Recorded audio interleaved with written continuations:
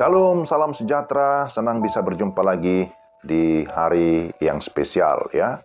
Mari kita berdoa sebelum mendengarkan firman Tuhan. Kami mau membaca dan merenungkan firman-Mu ya Tuhan. Kami senantiasa memohon pertolongan Roh Kudus menerangi hati kami, sehingga kami dapat memahami dengan baik. Dalam nama Yesus kami berdoa. Amin. Pembacaan firman Tuhan dari Roma pasal 8 ayat 37 sampai 39.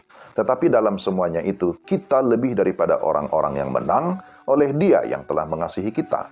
Sebab aku yakin bahwa baik maut maupun hidup, baik malaikat-malaikat maupun pemerintah-pemerintah, baik yang ada sekarang maupun yang akan datang, atau kuasa-kuasa, baik yang di atas maupun yang di bawah, ataupun sesuatu makhluk lain, tidak akan dapat memisahkan kita dari kasih Allah yang ada dalam Kristus Yesus Tuhan kita. Demikian pembacaan firman Tuhan dari Roma 8 ayat 37 sampai 39. Tema kita lebih dari pemenang. Itulah tema kita.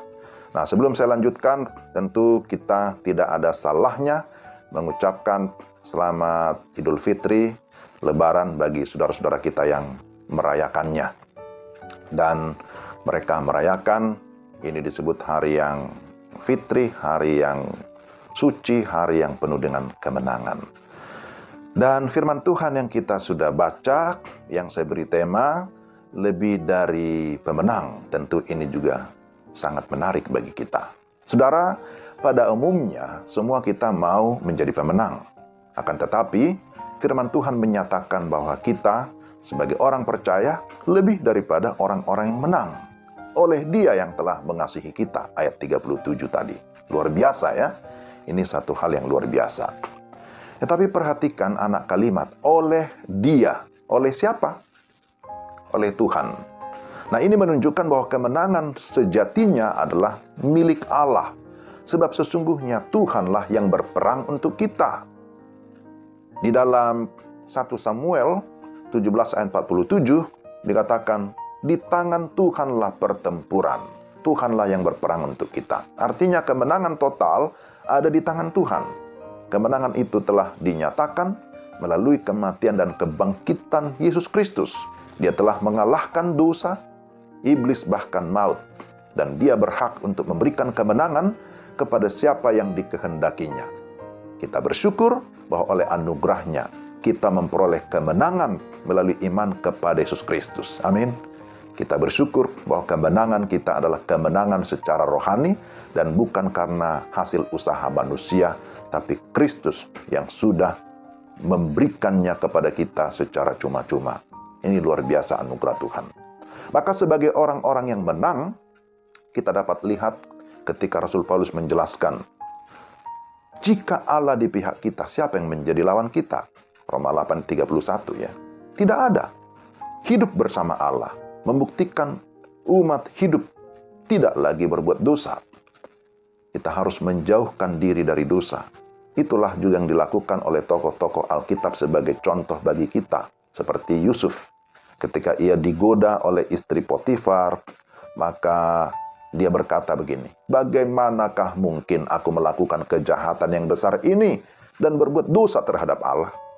Bisa kita lihat dalam Kejadian 39 ayat 8-9. Bagaimana dengan kita? Hidup bersama Allah adalah hidup menjadi berarti bagi orang lain.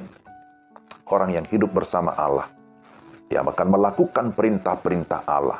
Ketika kita hidup bersama dengan Allah, maka perubahan hidup akan tampak nyata dari gelap menjadi terang. Ya, seperti kisah seorang perempuan Samaria yang berdosa, yang kemudian hidupnya dipakai Tuhan menjadi saksi. Juga seperti pemungut cukai yang diubahkan, akhirnya dia menjadi berkat bagi banyak orang. Jadi belas kasihan akan tampak nyata dalam perbuatan. Dan itulah sesungguhnya yang dilakukan oleh Kristus bagi kita. Kesadaran penuh akan kemenangan yang diberikan Allah membuat kita menjadi percaya. Dan bukan hanya percaya, tapi mempercayakan hidup kita kepadanya. Kita mampu berjuang dalam setiap tantangan. Kita mampu memelihara hidup di dalam kebenaran. Dan semua itu karena ada tuntunan, ada pertolongan Roh Kudus di dalam menjalani tahapan demi tahapan kehidupan kita, sehingga kita hidup dalam kemenangan. Lebih dari pemenang, itulah yang menjadi pengalaman kita, menjadi bagian kita, ketika Kristus menjadi pembela kita. Roma 8 ayat 34. Maka tidak ada yang dapat memisahkan kita dari kasih-Nya. Apakah penindasan, kesesakan, penganiayaan, kelaparan atau ketelanjangan, bahaya atau pedang? Tidak ada. Tidak ada bahaya atau kesulitan yang hebat. Tidak ada yang membuat kita bisa terpisah dari Kristus, sekalipun nyawa menjadi taruhannya. Maka saudara, bersyukurlah kepadanya betapa hebat kemenangan yang diberikan kepada kita. Apakah kita menyadarinya? Umat Allah mencapai kemenangan melalui ketaatan yang timbul dari iman. Artinya, mereka mengalami kemenangan, saudara mengalami kemenangan, adalah karena kita memiliki iman kepada Allah yang hidup. Menjadi pemenang itu hal biasa dalam pertandingan hidup di dunia ini. Tetapi lebih dari pemenang adalah hal yang sangat luar biasa. Dan itu di luar batas kemampuan kita sebagai manusia. Lebih daripada pemenang, itulah ajaran kitab suci, ajaran Alkitab. Siapa yang bisa membantah atau menggugatnya? Jadi lebih dari pemenang, itulah yang dikerjakan oleh Kristus Yesus di atas kayu salib. Maka setiap orang yang percaya dan hidup di dalam Kristus, melakukan perintahnya dalam segala ketaatan, dia memperoleh kemenangan yang sejati.